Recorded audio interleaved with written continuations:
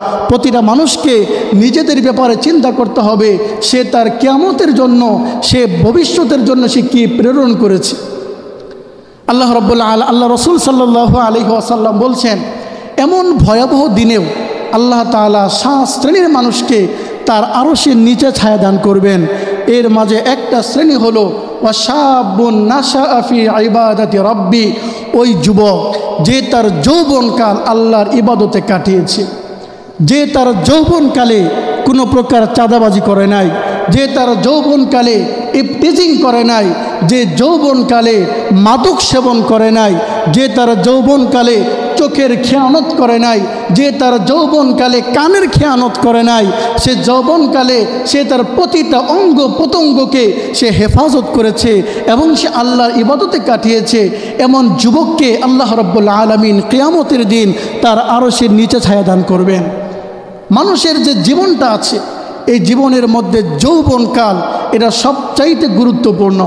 হযরত আব্দুল্লাহ ইবনে মাসউদ রাদিয়াল্লাহু তাআলা আনহু থেকে বর্ণিত, তিনি বলেন রাসূলুল্লাহ সাল্লাল্লাহু আলাইহি ওয়াসাল্লাম বলেছেন, লা তাযুলু কদামা ইবনি আদম ইয়াউমাল কিয়ামাতি মিন ইনদি রাব্বিহি হাত্তা ইউসআল আন খামস। কিয়ামতের দিন আদম সন্তান তাদের প্রতিপালকের কাছ থেকে 5টি বিষয়ের প্রশ্নের সম্মুখীন হওয়া ব্যতীত তাদের পাগুলোকে তারা নড়তে পারবে না। কিয়ামতের দিন প্রতিটা আদম সন্তানকে 5টা বিষয়ে প্রশ্নের সম্মুখীন হতে হবে। 1 নম্বরে প্রশ্ন করা হবে আন উমরিহি, তার বয়স সম্পর্কে, তার জীবন সম্পর্কে, ফিমা আফনাহু, সে তার এই জীবনটা কিভাবে অতিবাহিত করেছে। আল্লাহ রাব্বুল আলামিন তাকে এই দুনিয়াতে পাঠিয়েছেন, সে তার এই জীবনটাকে কোন কাজে অতিবাহিত করেছে। আল্লাহ রাব্বুল আলামিন কিয়ামতের দিন সর্বপ্রথম এ সম্পর্কে জিজ্ঞাসা করবেন। প্রিয় ভাইয়েরা আমার, আল্লাহ রাব্বুল আলামিন মানুষদেরকে দুনিয়াতে এমনি এমনি পাঠাই নাই যে দুনিয়াতে আজকে আমি আছি, একটা সময় আমি থাকব না, এই মৃত্যুর মাধ্যমে দুনিয়ার জীবনের পরিসমাপ্তি ঘটবে, এই মৃত্যুর পরে মনে হয় আর কিছু নেই। বিষয়টা এমন নয়। আল্লাহ রাব্বুল আলামিন প্রতিটা মানুষকে দুনিয়াতে পাঠিয়েছেন বিশেষ একটা উদ্দেশ্য নিয়ে। আল্লাহ রাব্বুল আলামিন বলেন, ওমা খলাকতুল জিন্না ওয়াল ইনসা ইল্লা লিয়াবুদুন, আমি মানব জাতি এবং জিন জাতিকে সৃষ্টি করেছি শুধুমাত্র আমার ইবাদত করার জন্য। কাজে প্রতিটা মানুষের দায়িত্ব হলো সে কিভাবে আল্লাহ রাব্বুল আলামিনের ইবাদত বন্দিগি করে সবচেয়ে বড় ইবাদত গুজার বান্দা হতে পারে। আল্লাহ রসুল সাল্লাল্লাহু আলাইহি ওয়াসাল্লাম বলেন, ইত্তাকিল মাহারিম, তুমি সকল হারাম বিষয়কে ছেড়ে দাও, তাকুন আবাদান নাস, তাহলে তুমি মানুষের মধ্যে সবচেয়ে বড় ইবাদত গুজার বান্দা হয়ে যাবে। আল্লাহ রাব্বুল আলামিন বললেন, আমি মানুষদেরকে পাঠিয়েছি ইবাদতের জন্য। আল্লাহ রসুল বললেন, তুমি সকল হারাম বিষয় ছেড়ে দাও, তাহলে সবচাইতে বড় ইবাদত গুজার বান্দা হয়ে যাবে। ইবাদত বলতে আমরা অনেকেই মনে করি শুধুমাত্র নামাজ পড়লাম, রোজা রাখলাম, ইবাদত বন্দিগি হয়ে গেল। ইবাদত বিষয়টা এমন নয়। ইবাদত হলো আল্লাহ রাব্বুল আলামিন যে কাজের নির্দেশ দিয়েছেন সেগুলোকে পালন করা। ইবাদত হলো আল্লাহ রাব্বুল আলামিন যে সমস্ত কাজ থেকে বিরত থাকার নির্দেশ দিয়েছেন সেগুলো থেকে বিরত থাকতে হবে। আল্লাহ তাআলা নামাজের কথা বলেছেন, নামাজ আদায় করতে হবে। আল্লাহ তাআলা সুদ থেকে বিরত থাকতে বলেছেন, সুদের লেনদেন ছাড়তে হবে। আল্লাহ রাব্বুল আলামিন যাকাত দিতে বলেছেন, যাকাত দিতে হবে। আল্লাহ রাব্বুল আলামিন অন্যের সম্পদ আত্মসাৎ করতে নিষেধ করেছেন, সেগুলো থেকে বিরত থাকতে হবে।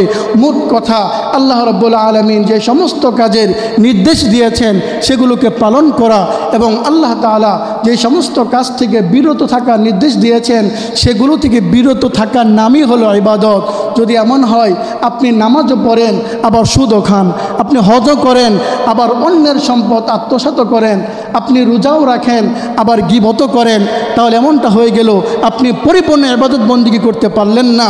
পরিপূর্ণ ইবাদত বন্দিগি করতে হবে তখনই যখন আপনি আল্লাহর হালালকৃত বিষয়টাকে আপনি হালাল জানবেন, আল্লাহর হারামকৃত বিষয়কে আপনি হারাম জানবেন। কিয়ামতের দিন যে 5টা বিষয়ে প্রশ্নের সম্মুখীন প্রতিটা মানুষকে হতে হবে। এর দ্বিতীয় প্রশ্ন হলো আন শাবাবিহি, তার যৌবনকাল সম্পর্কে। প্রথমে আল্লাহ তাআলা জিজ্ঞাসা করবেন তার জীবন সম্পর্কে। এরপরে জিজ্ঞাসা করবেন যৌবনকাল সম্পর্কে। তাহলে মানুষের গোটা জীবনের মধ্যে এই যৌবনকালটা তো অবশ্যই আছে গোটা জীবনের মধ্যে। এরপরেও আল্লাহ তাআলা আলাদা করে এই যৌবনকাল সম্পর্কে প্রশ্ন করবেন। এখান থেকে বোঝা যায় যে এই যৌবনকালের গুরুত্ব আল্লাহর কাছে অনেক বেশি। এই যৌবনকালটা হলো আল্লাহ রাব্বুল আলামিনের ইবাদত বন্দেগী করার জন্য। এই জন্য প্রিয় ভাইরা আমার, এই যুবক ভাইরা আমরা আমাদের সময়টাকে আল্লাহর ইবাদত বন্দেগীতে আমরা কাটানোর চেষ্টা করব। বর্তমানে যুব সমাজ আমরা যে সমস্ত গুনার মধ্যে লিপ্ত আছে সবচাইতে বেশি, এর মাঝে একটা হলো আমরা চোখের খেয়ানত করি। আমরা রাস্তা দিয়ে চলার সময় আমরা চোখের হেফাজত করি না। আমরা আমাদের ডিভাইসের মাধ্যমে, মোবাইলের মাধ্যমে আমরা আমাদের চোখের খেয়ানত করি। আমরা মনে করি যে মোবাইলের মধ্যে বা আমি রাস্তা দিয়ে যাওয়ার সময় যে গুনাহগুলো করছি চোখের দ্বারা, এটা কেউ দেখে নাই। কিন্তু আল্লাহ বলেন ইয়ালামু খাইনাতাল আয়ুন, আল্লাহ রাব্বুল আলামিন চোখের খেয়ানতকারীদের ব্যাপারে সম্যক অবগত আছেন।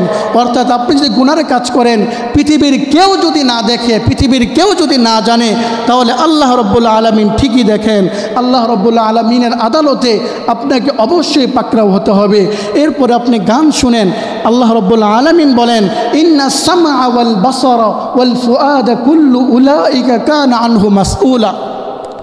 নিশ্চয় কান এবং চক্ষু এবং অন্তর প্রতিটা বিষয় কিয়ামতের দিন জিজ্ঞাসিত হবে। আপনি যে গান শুনেন, এই কান কিয়ামতের দিন আপনার বিপক্ষে সাক্ষ্য দেবে।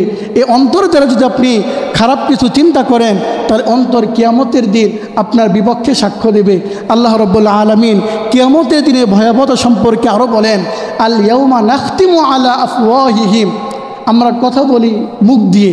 আল্লাহ রাব্বুল আলামিন বলেন আল ইয়াউমা নাখতিমু আলা আফওয়াহিহিম, আজকের দিনে আমি তাদের মুখের মধ্যে মোহর এঁটে দিব। ওয়াতুকাল্লিমুনা আইদিহিম, আমি তাদের হাতের সাথে কথা বলবো। ওয়াতাশহাদু আরজুলুহুম বিমা কানু ইয়াকসিবুন, এবং তাদের পাগুলো তাদের কৃতকর্মের সাক্ষ্য দেবে। এই হাতের মাধ্যমে যদি আপনি কোনো গুনার কাজ করেন, এই হাত কিয়ামতের দিন আপনার বিপক্ষে সাক্ষ্য দিবে। এই পা দ্বারা যদি কোনো গুনার কাজ করেন, এই পা কিয়ামতের দিন আপনার বিপক্ষে সাক্ষ্য দিবে।